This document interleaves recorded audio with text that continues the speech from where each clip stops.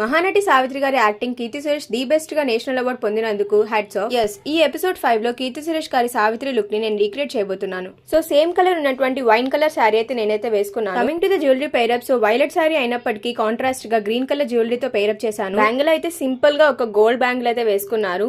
So jewellery pair up అయితే అంతా అయిపోయింది. ఇంకా మేకప్ విషయంకి వస్తే లాక్మీ కాజల్ తో నా ఐస్ ని కొంచెం ఎన్లార్జ్ అయితే చేశాను. ఐ మేకప్ వేసుకున్నప్పుడు 9th క్లాస్ లో మనకి మహానటి సావిత్రి గారి గురించి ఒక లెసన్ అయితే వచ్చింది. సో సావిత్రి గారి ఐస్ లాగా మన ఐస్ కూడా బ్యూటిఫుల్ గా కనిపించాలి అంటే ఐలైనర్ కూడా మస్ట్.